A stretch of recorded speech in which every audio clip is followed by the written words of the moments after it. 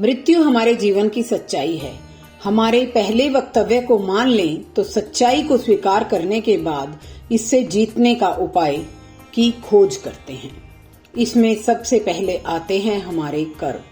शास्त्रों के अनुसार भाग्य में जो लिखा है उसको मनुष्य अपने कर्मों से बदल सकता है, लेकिन मृत्यु फिर भी अटल है।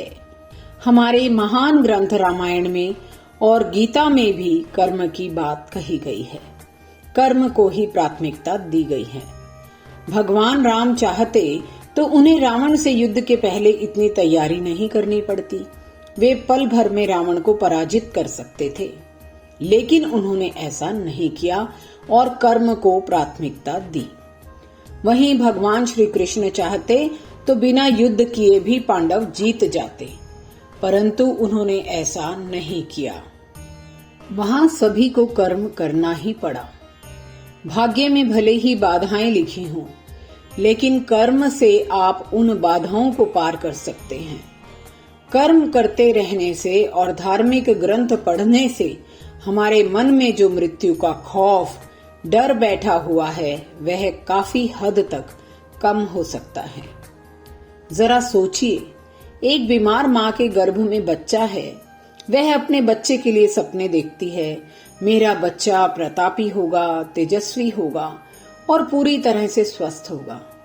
लेकिन यदि वह माँ अपने वर्तमान स्वास्थ्य पर ध्यान ना दे और केवल भविष्य के सपनों में खो जाए, तो वह बच्चा भी बीमार व कमजोर होगा।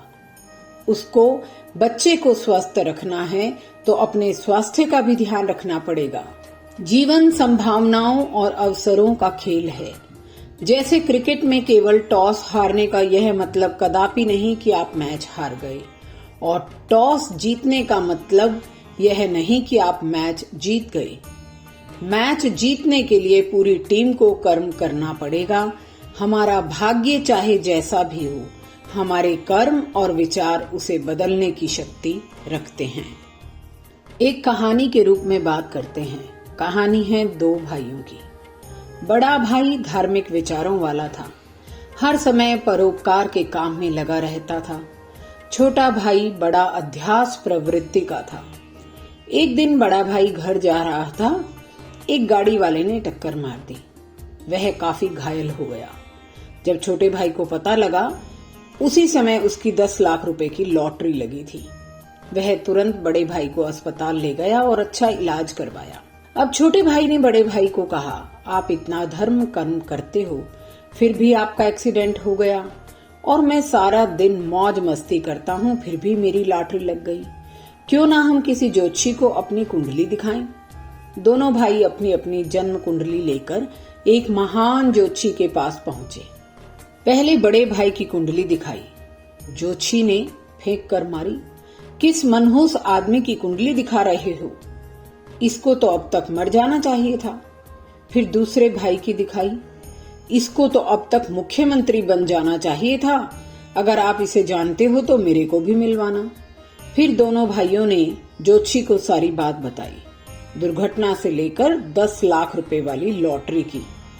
फिर ज्योतिषी ने उनको बताया, यह सब आपके कर्म ही हैं। जिसको अभी तक मर जाना चाहिए था, उसकी दुर्घटना में भी बचाव हो गया, और यह भी कर्म ही था।